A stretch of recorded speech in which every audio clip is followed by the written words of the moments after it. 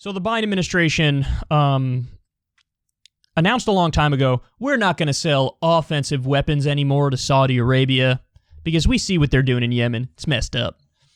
And this was nothing but a PR move because they turned around and said, but we are going to sell defensive weapons to them. Defensive weapons, but Saudi Arabia is the aggressor in Yemen. Yemen had internal problems. There was a coup of the Shia Houthis overthrowing the Sunni government. Saudi Arabia was aligned with the Sunni government. And so when the Shias took over, they were like, not allowing it. And so they intervened into something that had nothing to do with them. And they've been bombing schools and hospitals and open-air markets. And they killed, I think, over 200,000 people are dead because of the genocide in Yemen. Between famine from the blockade, starvation, lack of medicine, bombing campaigns. So it's bullshit to make a distinction. Defensive versus offensive weapons. Saudi Arabia is the aggressor, full stop. So they were lying with what they were saying, but now they want to sell another $650 million in weapons to Saudi Arabia. Well, there are some people who are trying to stop that. Namely, Bernie Sanders and Rand Paul leading the way. They had this amazing moment on the Senate floor. And we are complicit. We are arming the Saudis and allowing this to happen. Offensive, defensive, they shouldn't get any of our weapons. We should stop selling them any weapons until they stop starving the country of Yemen. President, I find myself in the somewhat uncomfortable and unusual position of agreeing with Senator Paul. True. True. Look, no, I mean, this is something we've talked about for a long time on this show.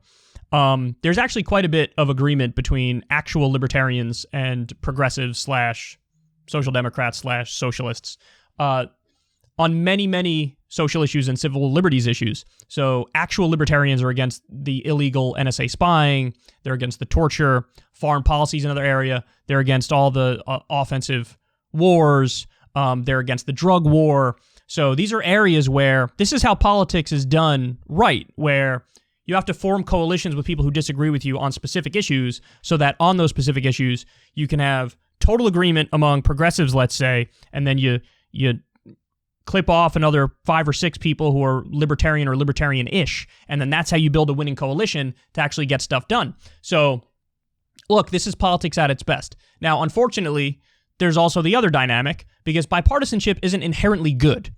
This is the mistake that the media makes a lot. They pretend like bipartisanship is inherently good. No, because then you also have, like Joe Manchin and Bob Menendez, Democratic senators, might team up with Mitt Romney and Chuck Grassley to deregulate Wall Street, and that's bipartisanship too. So, point is, it always depends on the content and the substance of the bipartisanship in question, and oftentimes there's a bipartisan agreement to keep screwing Americans or bipartisan agreement to keep doing more wars. This is a bipartisan deal to try to do the right thing and not arm a murderous authoritarian theocracy that beheads people in the public square for witchcraft and sorcery and apostasy and adultery.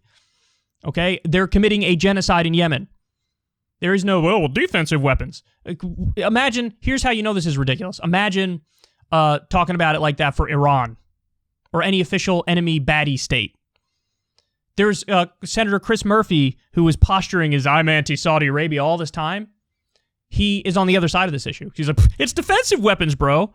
Okay, imagine any anti-Iran senator being like, look, if I'm against Iran, but if we're going to sell them defensive weapons, because the way it works in their mind is this: anybody who's our ally is definitionally acting defensive. Anybody who's an enemy is definitionally offensive.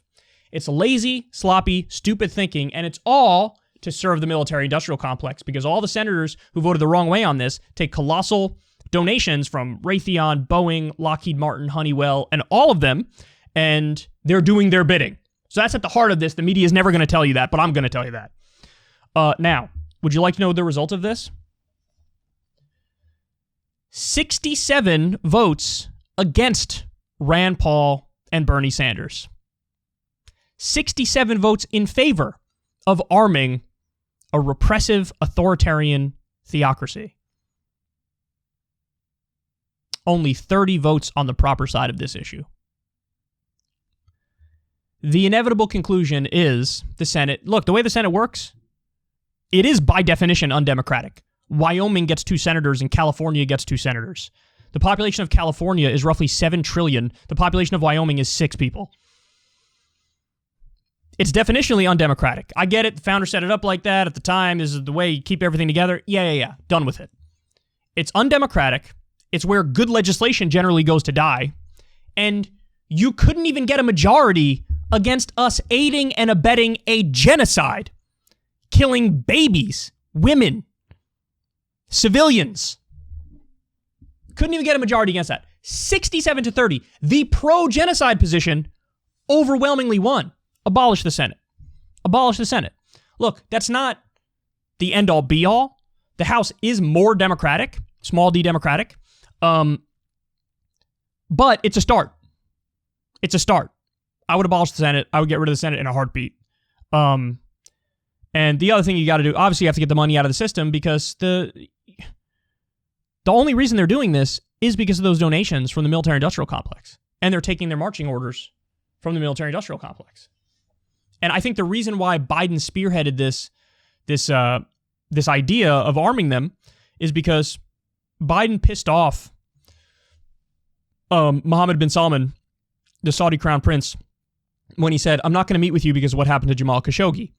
He took offense to that, and then in turn, he massively reduced the supply of oil, therefore jacking up the price. And so we had those high gas prices, and Biden panicked. He didn't know what to do, so he acquiesced to Saudi Arabia, and now he's doing a gesture of goodwill. Hey, my bad when I said the thing about Jamal Khashoggi and how I don't want to meet with you. What if I give you more weapons? Can you relax then, and can you stop reducing the oil flow then? That's probably what's going on here. Again, this is stuff the media won't tell you, but this is what's going on behind the scenes. There's reporting on all this. Print outlet does a good job. TV does a horrendous job. Print outlets, I should say. So that's where we are. 67 senators pro-genocide. Wonderful.